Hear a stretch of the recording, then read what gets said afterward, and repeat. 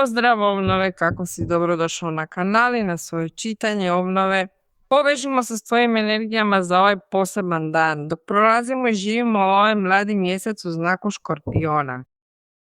Intenzivno,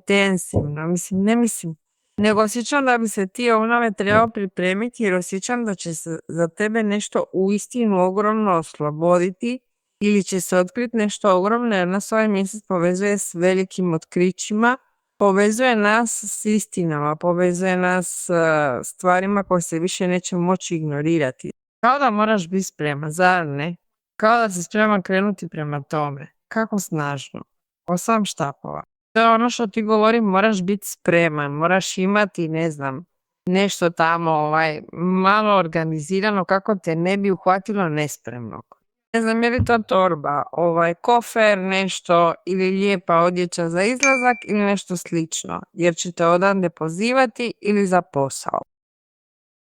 Moraš imati nešto pripremljeno, moraš imati nešto spremno, jer je 8 štapova karta koja te poziva na aktivnost, puno akcije, preuzimanje odgovornosti za mnogo stvari, odjednom biti spreman na poziv, biti spreman na sastanak, biti spreman na radni sastanak za izlazak s osobom koja ti je važna za putovanje.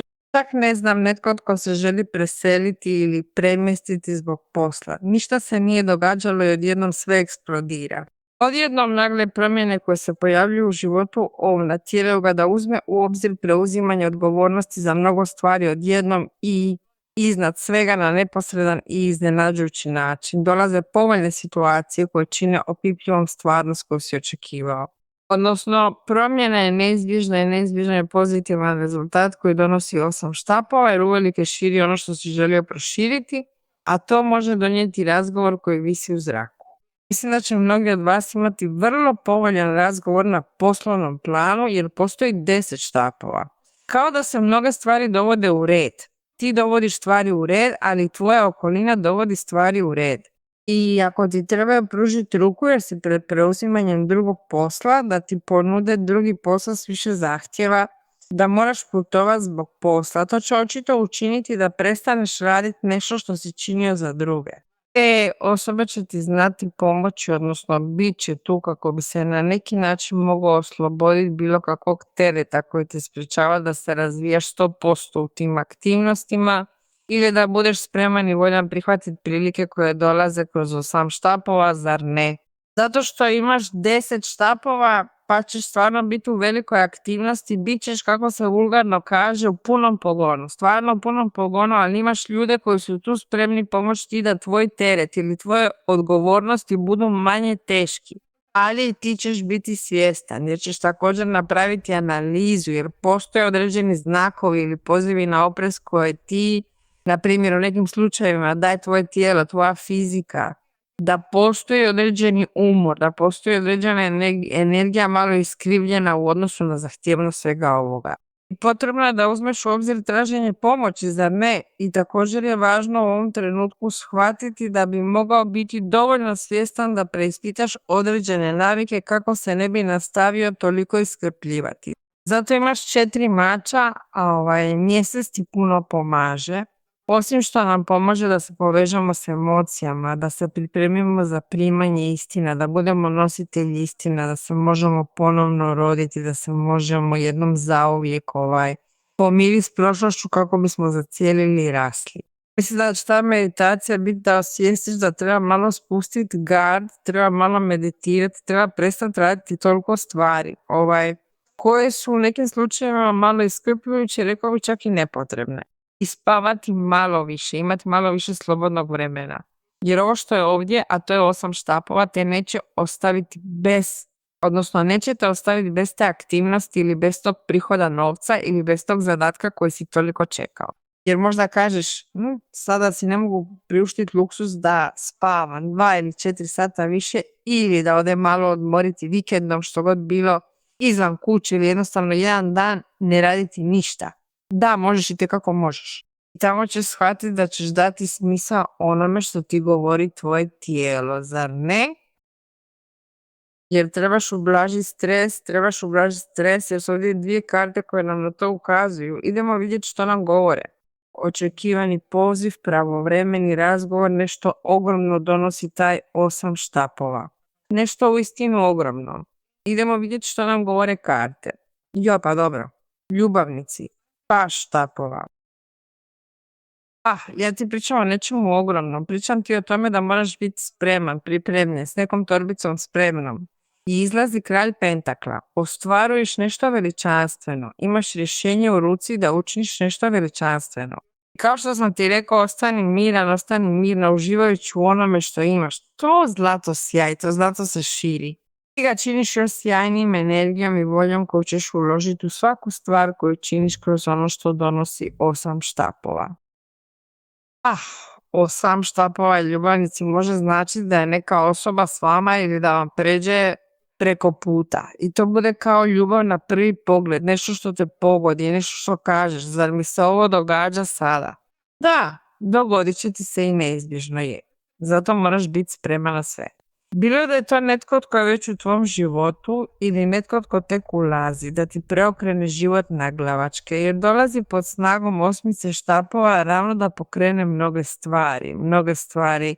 Jer karta ljubavnici je upravo to spajanje s nekim ko ne samo da ima mnoštvo atributa i kvaliteta koji će ti odgovarati s onim što želiš u vezi, nego čak i ako je to osoba za koju nikada u životu nisi ni pomislio da te može očarati, zavesti, strastveno privući, ispuniti ili što god ti ta osoba već daje.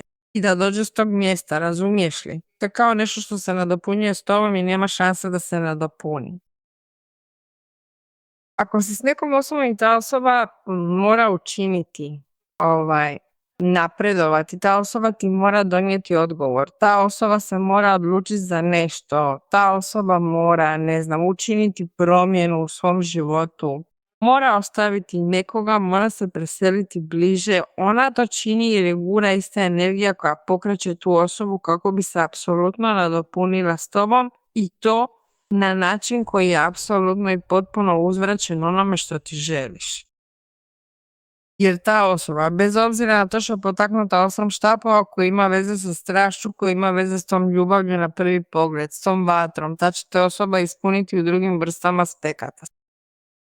Ako uđe to osoba koja će te ostaviti otvorenih usta, nikada nisi mogao zamisliti da bi te ta osoba mogla toliko zaslijepiti kao što će te on ili ona zaslijepiti.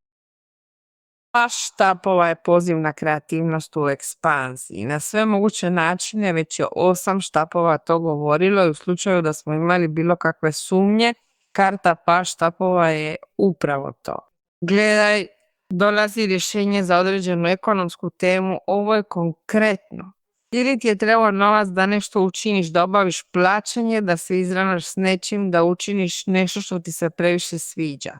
Ili je ovo prijedlog koji ima veze s tim, ili je ovo poziv da se pokreneš prilično brzo u odnosu na sve što proizlazi iz tog niza prilika koje ti se otvaraju. Tvoja energija je impresivna, zato osjećam da će se morati pripremiti, zar ne? Kralj pentakla. Dodir kralja mire, dodir zlata, dodir sreće, dodir promjene. Vraćaš stabilnost koju si u nekom trenutku imao i ostvaruješ ono što najviše želiš na apsolutno način. I također imaš mir upravo da ako ćeš ići na to putovanje ili ako ćeš biti s tom osobom duže nego što si očekivao ili ako ćeš učiniti promjenu, ako moraš, učiniti nešto što obično ne radiš zbog posla, bit ćeš miran i sjajan ili mirna da će stvari nastaviti funkcionirati i nastavit ćeš stvarati novac i imat ćeš apsolutni mir da postoji obilje i da ima za tvoju okolinu i da ima za ispunjenje tvojih najiščekivanijih želja i da tvoja okolina također osjeti zadovoljstvo i sigurnost koju ćeš ti proživjeti na vlastitoj koži. Kralj pentakla je karta smirenja, to je karta strukture, to je karta povjerenja u ono što bi moglo doći kao ponuda od nekoga, posao koji se zatvara, nešto što se ostvaruje, netko tko te podržava, netko tko će se kladiti na nešto vrlo važno s tobom. I koji je također u skladu s tvojim očekivanjima, u skladu s tvojim stvarnostima. Odnosno, ta osoba razmišlja vrlo, vrlo slično tebi. Jer iako postoji karta koja nam govori o ljubavi ili ljubavnicima, Kao što je karta koju imaš ovdje i može nam govoriti očito o paru koji se spaja u mnogim aspektima i na neki način vodi nas do ekstremne stabilnosti. Također može biti da ti donosiš odluku i da to cijeniš. Učiniti nešto s tom osobom na razini posla, na razini biznisa, na razini poduzetništva, na razini života. Strukturirat ćeš svoj život na vrlo drugačiji način ili na način koji se jako razlikuje od onoga kako si to do sada činio, jer se više ne baviš stvarima koje nisu relevantne ili se više ne baviš teretom odgovornosti koje nisu bile on koje ti nisu dopuštale da postaneš ovaj kralj pentakla. Razumiješ li, kralj pentakla je temeljan jer kralj pentakla ovnu daje sreću ili sanjani mir. Daje mu ono što bi također moglo biti, osim što mu daje stabilnost, daje mu neposredan resurs i također stečenu sigurnost dobrog rada, uspjeh kao nagradu za taj dobar rad, za predanost, za posvećenost. Bez obzira jesi li muškarac ili žena, osoba koja je također usklađena s ljubavnicima, što bi u konačnici mogla biti ta osoba iz zemljanih znakova i započne s tobom ili je s tobom u ovom trenutku možda više potaknuta onime što može biti ono što ti kod nje izazivaš, jer je ta osoba očarana tobom doslovno. Da će se osoba zbog tebe zauzeti za sve, jer ovdje imamo kralja pentakla. Brojevi 15 i 51 su tvoji sretni brojevi tvoje numerološke vibracije.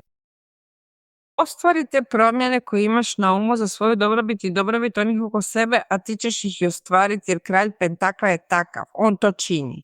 Jer nećeš postići samo ono o čemu sanjaš, nego ćeš pomoći drugima da ostvare svoje snove. Budi vjeran svojim uvjerenjima i ne dopusti da te drugi obeshrabre ili sputavaju. Skupi hrabrost da se suoči s nepoznatim sa sigurnošću i iskrenošću, zato se sada sve bolje razumije. Uživat ćeš u procesu s radošću, entuzijazmom i ciljem, budući da se sve olakšava kako bi se manifestacija proširila u obilju kroz cijeli tvoj život. Svako sam poznaje svoje istinske želje koje dolaze iz unutrašnjosti, stoga zapamti da je svaki izazov donio veliku nagradu i veliki osobni rast. Kako snažno, ovo je tvoje čitanje, oduševilo me. Imaj sve pripremljeno, sjetit ćeš se ovog čitanja. Vjeruj, dekretiraj i zahvaljuj. Svi blagoslovi tebi danas i uvijek.